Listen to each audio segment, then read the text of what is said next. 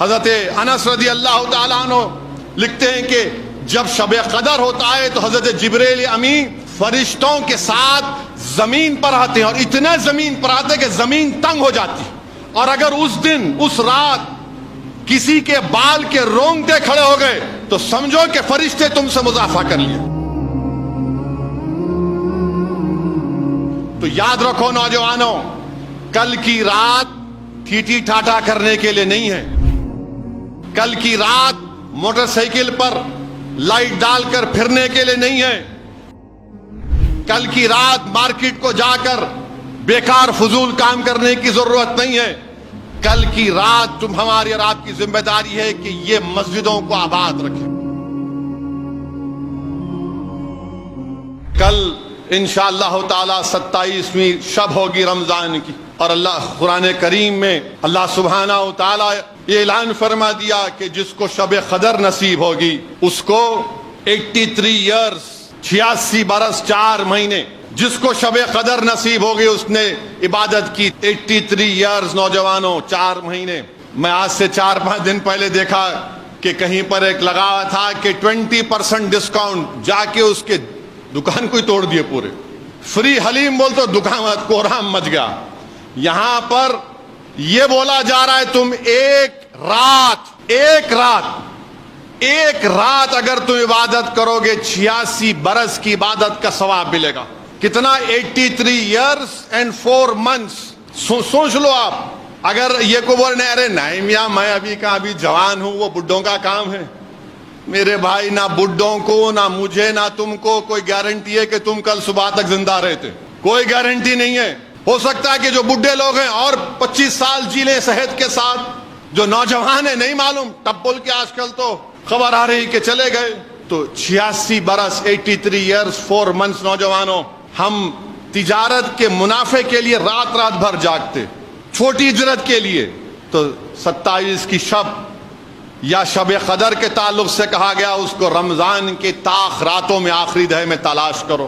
اللہ کے رسول صلی اللہ علیہ وسلم کی امت پر یہ بہت بڑا انعام ہے۔ علماء کرام نے لکھا، بلکہ امام طبری نے لکھا کہ اللہ سبحانہ و تعالیٰ نے ایک قدر والی کتاب ایک قدر والے رسول پر اور قدر والے رسول کی امت پر نازل کی۔ علماء کرام نے لکھا کہ اللہ کے رسول، حدیث شریف لکھی کہ اللہ کے رسول صلی اللہ علیہ وسلم جب دیگر انبیاؤں کی امتوں کی عمر کو دیکھا تو آقا انعامدار محمد مصطفیٰ صلی اللہ علیہ وسلم رنجیدہ ہو گئے کہ میری امت اتنی کم عمری میں کیسے اتنے بڑے عمل کرے گی۔ تو اللہ نے رسول اللہ صلی اللہ علیہ وسلم کے دل کو رنجیدہ پایا اور جبریل علیہ السلام کو بھیجا اور کہا کہ یہ شب قدر ہے، اس میں ایک رات اگر آپ کا امتی عبادت کرے گا تو 83 ایئرز اور 4 منتھس کا اس کی عبادت کا ثواب ملے گا۔ اور حدیث شریف میں آیا، مجاہد سے روایت ہے کہ اللہ کے رسول صلی اللہ علیہ وسلم نے فرمایا کہ ایک شخص بنی اسرائیل میں تھا جو 1000 سال تک تلوار باندھ کے رکھا، اور رسول اللہ صلی اللہ علیہ وسلم نے حدیث شریف بیان کیے تو اللہ نے حضرت جبریل کو بھیجا اور کہا کہ میں آپ کو شب قدر دے رہا ہوں آپ کی امت کو۔ حدیث شریف میں آیا کہ اللہ کے رسول صلی اللہ علیہ وسلم فرما رہے تھے کہ بنی اسرائیل میں ایسے 4 لوگ تھے، یوشع بن نون، حضرت ایوب، حضرت ادریس، زکریا، اور اور ایک نام دیا رسول اللہ صلی اللہ علیہ وسلم نے کہ لوگ 80 سال تک اللہ کی عبادت کرے، اور پلک جھپکنے کے لیے بھی انہوں نے اللہ کی اطاعت سے منہ نہیں موڑا۔ صحابہ پریشان ہو گئے کہ 80 سال اور ایک گناہ نہیں۔ اللہ سبحانہ و تعالیٰ نے حضرت جبریل امی کو بھیجا اور خوشخبری سنائی۔ اب علماء کرام نے یہ بھی لکھا، حضرت انس رضی اللہ تعالیٰ عنہ لکھتے ہیں کہ جب شب قدر ہوتا ہے تو حضرت جبریل امی فرشتوں کے ساتھ زمین پر آتے ہیں، اور اتنے زمین پر آتے ہیں کہ زمین تنگ ہو جاتی ہے، زمین تنگ ہو جاتی ہے، اور اگر اس دن اس رات کسی کے بال کے رونگٹے کھڑے ہو گئے تو سمجھو کہ فرشتے تم سے مضافہ کر لیے۔ اگر تمہارے رونگٹے کھڑے ہو گئے، اللہ تم کو اور ہم کو توفیق دے۔ پھر تفسیر روح البیان میں لکھا گیا کہ جب فرشتے آتے ہیں تو وہ سب سے ہاتھ ملائیں گے، کیا گناہگاروں سے بھی؟ نیک بندے تو اللہ کے نیک بندے، اہل دل تو اہل دل ہے، خطوب اور اوتاد تو الگ معاملہ ہے ان کا، ولی اللہ ان کا الگ معاملہ ہے، ہم جیسے گناہگار کا کیا؟ تو تفسیر روح البیان میں لکھا گیا کہ جب فرشتے ہمارے اعمال ناموں کی کتاب کو دیکھتے ہیں, ہماری عبادتوں کو دیکھتے ہیں, جب گناہوں پر آتے تو اللہ پردہ ڈال دیتا. تو فرشتے پکار کر کہتے کہ سبحان ہے وہ ذات جس نے ہم اپنے بندوں کے گناہوں کو چھپا دیا. تو میرے عزیز دوستوں اور بزرگوں, شب قدر آنے والی ہے. تاخ راتوں میں تلاش کرنے کا حکم دیا گیا, اور اس کی علماء کرام نے بتایا, کیا بتایا کہ اس کو چھپا کر اس لیے رکھا گیا, اگر کسی کو بول دیا جاتا کہ فلاں رات کو ہے, اور اگر کوئی مسلمان اس دن گناہ کر دیتا تو اللہ کے عذاب کا مستحق ہو جاتا. دوسری چیز علماء کرام نے بتائی کہ اللہ سبحانہ و تعالیٰ کا جو نام ہے, اس میں اعظم ہے, وہ چھپا ہوا ہے. آج جمعہ ہے, وہ جمعہ کی کون سی شب ہے جو دعا قبول ہوتی کسی کو نہیں معلوم. تلاش کرنا, جمعہ کا دن ہے, ذکر کرنا ہے. اور تیسرا یہ بتایا گیا کہ بخاری کی حدیث ہے, اللہ کے ایک صحابی رسول سے روایت ہے کہ اللہ کے رسول صلی اللہ علیہ وسلم نے فرمایا کہ اللہ نے رسول اللہ صلی اللہ علیہ وسلم کو یہ فرمایا, بولا کہ آپ جا کر اس رات کا تعین بتا دو, اس دن اس رات ہے. جب رسول اللہ صلی اللہ علیہ وسلم اپنے گھر سے نکلے تو آپ نے دیکھا کہ دو مسلمان جھگڑا کر رہے تھے. اللہ نے کہا آپ کا اعلان نہیں ہوگا, یہ رات کب ہے نہیں بتایا جائے گا. تو یاد رکھو مسلمانوں, ہم آپسی جھگڑوں سے اللہ کی بہت سی نعمتوں سے محروم ہو رہے ہیں. اور حد تو یہ ہو گئی کہ اب گھر میں جھگڑے, بھائی میں جھگڑے, بہن میں جھگڑے, میاں بیوی میں جھگڑے, جائیداد کا, مانے سب سے گندی چیز جائیداد کا جھگڑا, مسجدوں میں جھگڑا, مسلک میں جھگڑا.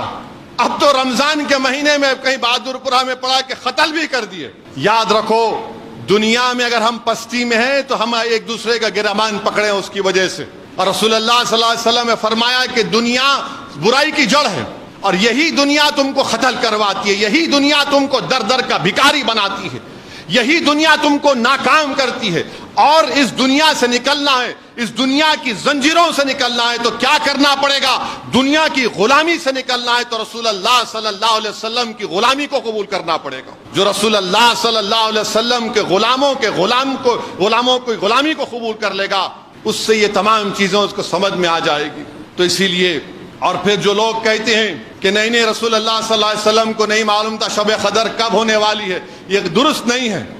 شرح بخاری کے علامہ عین الدین لکھتے ہیں کہ اللہ کے رسول صلی اللہ علیہ وسلم کو معلوم تھا, اور اسی لیے ابو داؤد شریف کی حدیث ہے, حضرت عبداللہ انیس رضی اللہ تعالیٰ عنہ روایت کرتے ہیں کہ وہ مدینے میں دیہات میں رہتے تھے. وہ اللہ کے رسول صلی اللہ علیہ وسلم سے جا کر عرض کیا, رسول اللہ صلی اللہ علیہ وسلم, میں ویرانے میں رہتا ہوں, نماز 5 وقت کی پڑھ لیتا ہوں, رمضان ہے, مسجد نبوی کب آؤں میں؟ اللہ کے رسول صلی اللہ علیہ وسلم نے فرمایا کہ 27 کی شب کو تم مسجد نبوی میں آ جاؤ. حضرت عبداللہ انیس, ابو داؤد کی حدیث ہے, وہ 27 کی رات مانے 26 کے دن عصر کی نماز سے مسجد نبوی میں آ جاتے, اور فجر کی نماز یعنی 27 اور روزہ شروع ہو جاتا, وہ فجر کی نماز پڑھ کے اپنے گاؤں چلے جاتے ہیں مدینے سے باہر.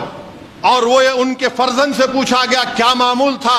حضرت عبداللہ بن انیس کا تو بولتے ہیں کہ وہ ایسا کرتے تھے, اور اگر ضرورت نہیں ہوتی تو عصر سے لے کے فجر تک مسجد نبوی میں بیٹھتے, عبادت کرتے ہوئے بیٹھتے.